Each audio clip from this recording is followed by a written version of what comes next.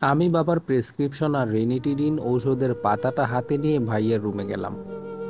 রুমে ঢুকে দেখি ভাইয়া বিছানায় শুয়ে ফোন টিপছে আর ভাবি আয়নার সামনে দাঁড়িয়ে চুল ঠিক করছে। আমাকে দেখে ভাইয়া বলল, কিরে কিছু বলবি? আমি তখন বললাম, ভাইয়া তুমি হয়তো ভুল করে ফেলেছ। প্রেসক্রিপশনে ডাক্তার সার্জার ট্যাবলেটের কথা লিখেছে, তুমি ভুল করে রেনিটিডিন ঔষধ নিয়ে এসে পড়েছ। আমার কথা শুনে ভাইয়া বলল, আমি ভুল করে না জেনেই এনেছি, দুইটাই তো গ্যাসের ট্যাবলেট। কাজ যেহেতু দুইটার একই, সেহেতু শুধু শুধু দামি ওষুধ কিনে টাকা নষ্ট করার মানে নেই।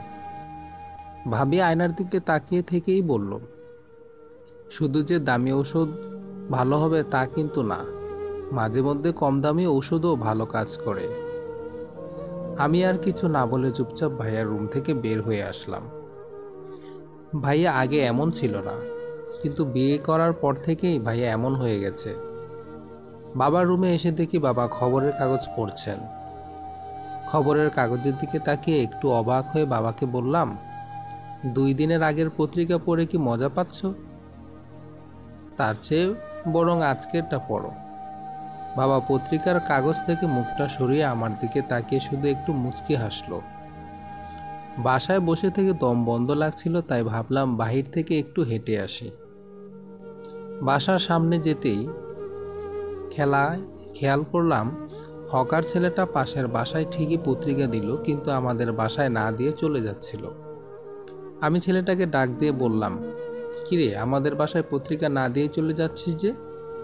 হকার ছেলেটা বলল, খালুজান তো বলছে শুধু শুক্রবার, অর্থাৎ শুধু শুক্রবারই খবরের কাগজ দিতে, অন্য দিন না। আমি অবাক হয়ে বললাম, বাবা তোকে কবে এই কথা বলল রে? ছেলেটি বলল, 3 দিন আগে বলেছে। আমি কিছু না বলে চুপচাপ বাবার রুমে গিয়ে বাবাকে জিজ্ঞেস করলাম, তুমি নাকি পত্রিকার ছেলেটাকে বলেছ শুধু শুক্রবারে পত্রিকা দিতে? বাবা মুচকি হেসে বলল, আর বলিস না, শুক্রবারে যে খবরটা ছাপা হয় না, পুরো সপ্তাহ জুড়ে শুধু এই খবরটাই ঘুরিয়ে পেঁচিয়ে লেখা হয়। তাই বলেছি শুধু শুক্রবারের পত্রিকাটাই দিতে, শুধু শুধু টাকা নষ্ট করে লাভ নেই। আমি যা বোঝার বুঝে গিয়েছিলাম। ভাইয়া নিশ্চয়ই বাবাকে কিছু বলেছে, তাই বাবা খরচ বাঁচাচ্ছেন। আমার কিছু করার ছিল না তখন, কারণ ইন্টার পুরো একটা ছেলে তখন কী বা করতে পারে। রাতে খাবার টেবিলে বসে সবাই যখন খাচ্ছি, তখন ভাবি ভাইয়াকে ইশারা করলো বাবাকে কিছু একটা বলার জন্য। ভাইয়া তখন বাবাকে বলল, বাবা তুমি কিছু মনে না করলে একটা কথা বলতাম। আসলে আমাদের রুমটা খুব ছোট হয়ে গেছে, তুমি তো একাই থাকো, তাই তুমি যদি আমাদের রুমে এসে পড়তে আর তোমার রুমটা যদি আমাদের দিয়ে দিতে, তাহলে খুবই ভালো হতো। বাবা তখন অসহায়ের মতো ভাইয়ার দিকে তাকিয়ে বলল, আমি আর তোর মা 28টা বছর এই রুমটাতে কাটিয়েছি। এখন তোর মা বেঁচে নেই, কিন্তু এই রুমটার ভিতরে ঘুমালে মনে হয় তোর মা আমার সাথেই আছে। বাবার কথা শুনে ভাবি কাশতে লাগলো। তখন ভাইয়া বাবাকে বলল, ঠিক আছে বাবা, তুমি তোমার রুমেই থাকো, কিন্তু তোমার রুমের এসিটা আমায় দিয়ে দাও। কারণ অর্থাৎ ত্রিনার হাই প্রেশারের একটু সমস্যা আছে। তাছাড়া তোমার তো এখন এসির দরকার পড়ে না, বয়সও হয়েছে অনেক। বাবা তখন নিচের দিকে তাকিয়ে বলল, আচ্ছা ঠিক আছে। আর চোখে তাকিয়ে দেখি ভাইয়া আর ভাবির মুখে বিজয়ের হাসি। মনে হচ্ছিল ওরা যুদ্ধ জয় করে ফেলেছে। ইচ্ছে করছিল ভাইয়ার মুখে থুতু মারি, কিন্তু বড় ভাই বলে কথা, আজ যদি ছোট ভাই হয়ে বড় ভাইয়ের মুখে থুতে মারি, তাহলে কাল আমাকে নিয়ে বিচার বসবে আর সমাজ আমাকে দোষী বানাবে। তাই নিজের থুতু নিজের মুখেই রেখে খাবার টেবিল থেকে চুপচাপ উঠে চলে গেলাম। কয়েকদিন পর আমি আর বাবার রুমে বসে কথা বলছি।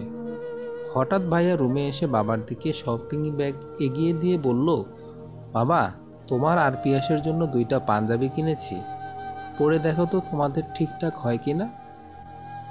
এই কথা বলে ভাইয়া অন্য রুমে চলে গেল।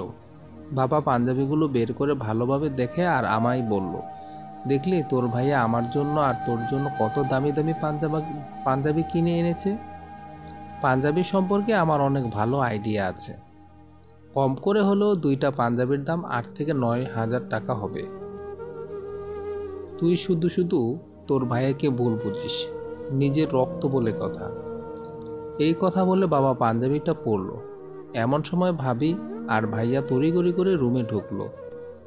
ভাইয়া বাবাকে বলল, সরি বাবা, আমি ভুল করে তোমাকে আর পিয়াসকে আমার শ্বশুর আর শালার জন্য কিনে আনা পাঞ্জাবিগুলো দিয়ে ফেলেছি। তোমাদের পাঞ্জাবিগুলো এইখানে। বাবা হাসতে হাসতে বলল, সমস্যা নেই, আমি আরও ভুল করে পরে ফেললাম। বাবা গা থেকে পাঞ্জাবিটা খুলে দিলে ভাইয়া আর ভাবি পাঞ্জাবিটা নিয়ে অন্য রুমে চলে যায়। আমি রেখে যাওয়া শপিং ব্যাগ থেকে পাঞ্জাবিগুলো বের করে বাবাকে দেখিয়ে বললাম, তোমার মতো পাঞ্জাবি সম্পর্কে আমার এত আইডিয়া না থাকলেও মোটামুটি একটা আইডিয়া আছে। 2টা পাঞ্জাবি সর্বোচ্চ হলে 1000 থেকে 1200 টাকা হবে। দিন শেষে দেখা যায় নিজের রক্তই বাবা বেইমানি করে। বাবা কিছু বলল না, শুধু জানালার গ্রিল ধরে বাহিরের আকাশটার দিকে তাকিয়ে রইল। ভাইয়া অফিসের একটা কাজে চট্টগ্রাম গিয়েছিল। এর মধ্যে হঠাৎ করে ভাবির শরীর খারাপ হয়ে যায়। আমি ভাইয়াকে ফোন দিয়ে বললাম, ভাবির শরীর খারাপ মনে হয়, প্রসব ব্যথা উঠেছে, আমি ভাবিকে নিয়ে হাসপাতালে যাচ্ছি। ভাইয়া তখন বলল, সরকারি হাসপাতালে না নিয়ে তুই প্রাইভেট হাসপাতালে নিয়ে যা, সরকারি হাসপাতালে ভালো চিকিৎসা হয় না। আমি আমতা আমতা করে বললাম, প্রাইভেট হাসপাতালে তো অনেক খরচ ভাইয়া। ভাইয়া তখন বলল, যত টাকা লাগে আমি দেব, তুই আগে নিয়ে যা। হাসপাতালে ভর্তি করানোর পর ডাক্তার কিছু ওষুধ দিলে আমি ভাইয়াকে ফোন করে বললাম, ভাইয়া ডাক্তার যে ওষুধগুলো দিয়েছে সেই একই ওষুধগুলো অন্য কোম্পানির অনেক কম দাম। কাজ যেহেতু একই, আমি অন্য কোম্পানির ওষুধগুলো নিয়ে যাই, শুধু শুধু টাকা নষ্ট করে লাভ কি? আমার কথা শুনে ভাইয়া রেগে গিয়ে বলল, তুই কি এমবিবিএস ডাক্তার?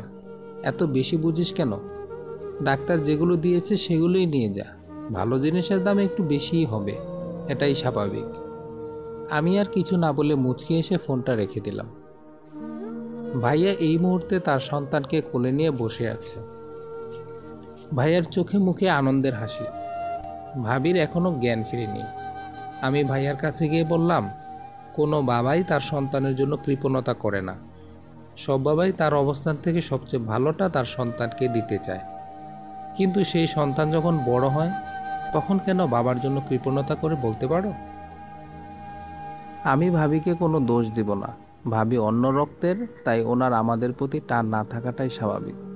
কিন্তু তুমি তো আমাদের রক্তের, তুমি কি করে পারলে বাবার জন্য কম দামে ওষুধ আনতে, রুম থেকে এসিটা নিয়ে যেতে, বাবার গা থেকে পাঞ্জাবিটা খুলে নিয়ে যেতে পারলে? তুমি যেমন তোমার সন্তানের জন্য ছটফট করছিলে, তেমনি আমার বাবাও তোমার জন্য এমন ছটফট করেছিল, সেই তুমি এতটা অকৃতজ্ঞ হতে পারলে? ভাইয়া আমার কথা শুনে আর কোনো উত্তর না দিয়ে চুপ করে বসে রইল। আমি তখন ভাইয়ার কাঁধে হাত রেখে বললাম, মনে রেখো, তুমিও ছেলে সন্তানের বাবা হয়েছ।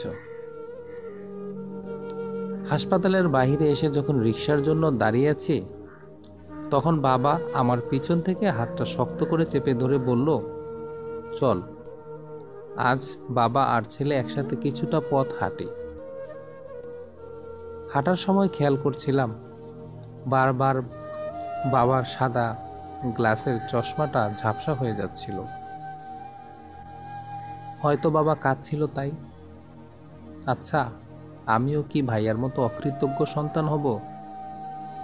কি জানি, দিন শেষে আমিও হয়তো অন্যের রক্তের ঘ্রাণ পেয়ে নিজের রক্তকে অবহেলা করব। গল্প অকৃতজ্ঞ সন্তান। শ্রোতা বন্ধুরা, গল্পটি পড়ে যদি ভালো লাগে তাহলে অবশ্যই চ্যানেলের সদস্য হয়ে যাবেন। আর আমরা আমাদের পিতামাতার প্রতি অবশ্যই দায়িত্বশীল হব, তাদের সেবা যত্ন, তাদের সকল বিষয়ের প্রতি আমরা খেয়াল রাখব, এই প্রত্যাশা ব্যক্ত রেখে আজকে এখানেই সমাপ্ত করছি। আল্লাহ হাফিজ।